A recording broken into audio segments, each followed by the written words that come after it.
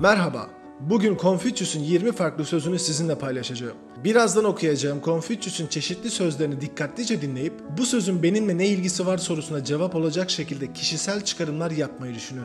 Yani okuyacağım sözlere belirli bir açıdan değil, çok daha geniş açıdan bakarak sözlerin sizinle olan ilgisini bulmaya çalışın.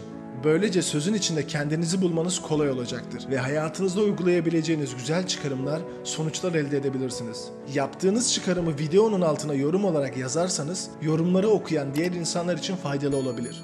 Videonun sonunda ben de bir sözü kullanarak çıkarım yapacağım. Ayrıca videoya her söz için 15 saniye düşünme süresi ekliyorum. Kelimelerin gücünü anlamadan insanların gücünü anlayamazsın.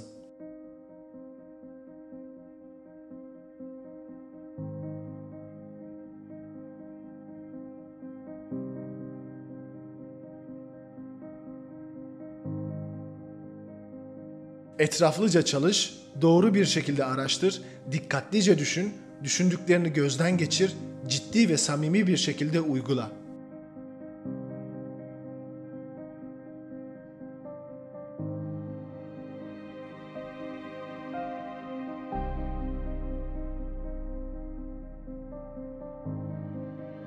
Duyduğumu bilirim, gördüğümü hatırlarım, yaptığımı anlarım.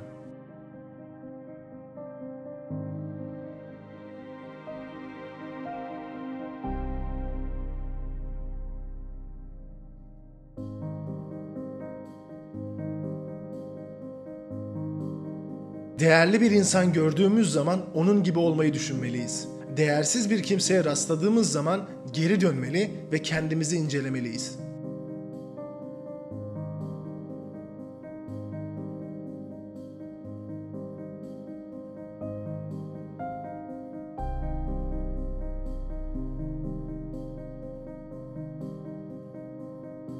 Bir öğrencisi Konfüçyüs'e dostluğun ne olduğunu sordu. Konfüçyüs dedi ki, doğruyu konuş ve onları iyi yollara yönelt. Eğer uymazlarsa o zaman dur ve kendini onlar için alçaltma.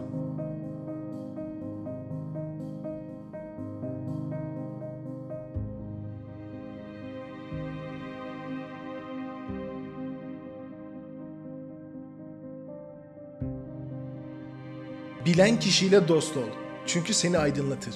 Bilgisiz kişiyle dost ol, çünkü sen onu aydınlatırsın. Bilmediğini bilmeyenlerden hemen uzaklaş.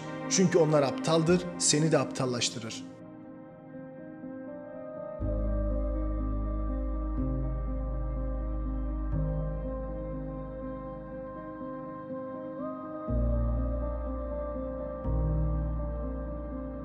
Cahillik aklın gecesidir ama aysız ve yıldızsız bir gece.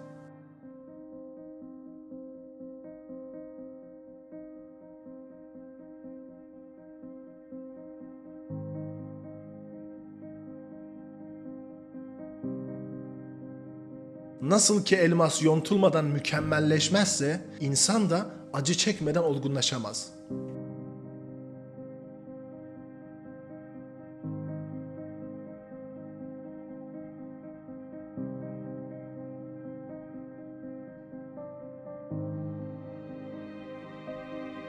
Gerçeği bilenler ile onu sevenler hiçbir zaman eşit değildirler.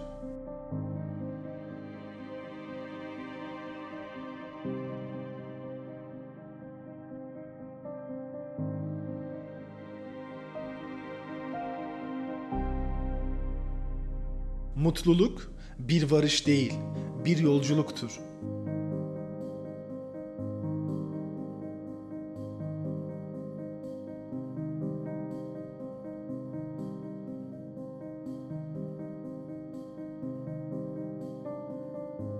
Doğru olan her şeyi gördüğün halde yapmamak cesaretsizliktir.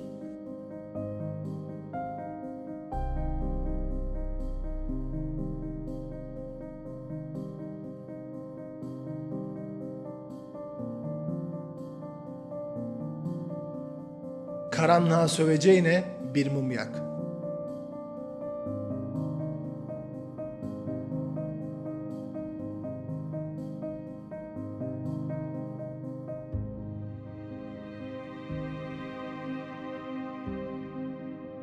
Derin olan kuyu değil, kısa olan iptir.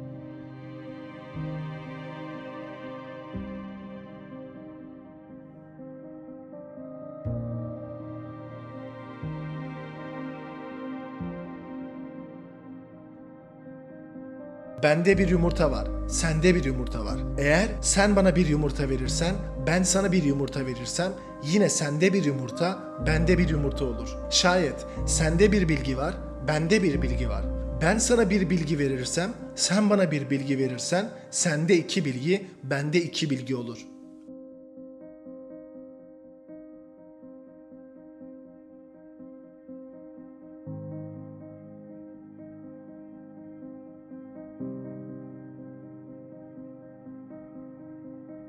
Öğretmek, iki kere öğrenmek demektir.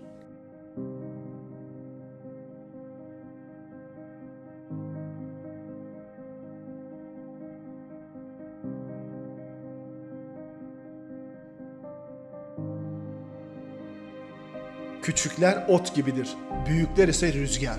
Rüzgar ne yöne eserse, otlar o yöne eğilir.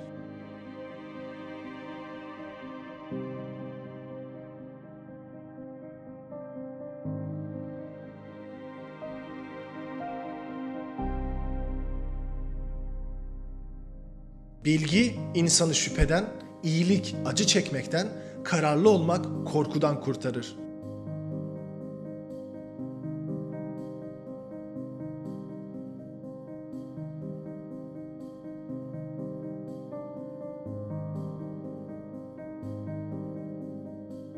Bildiğini bilenin arkasından gidiniz.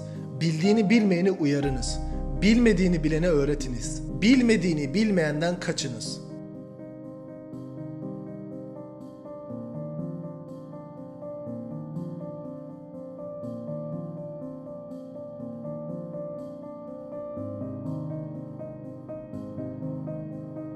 Başağın iyi yetişmesine engel olan zararlı otlar değildir. Çiftçinin ihmalidir.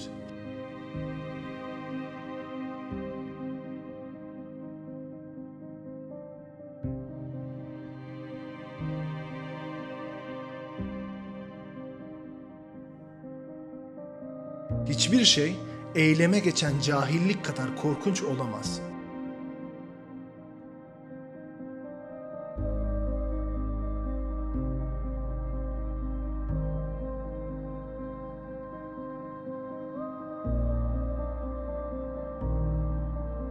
Son olarak ben de bir söz hakkındaki düşüncelerimi paylaşıyorum.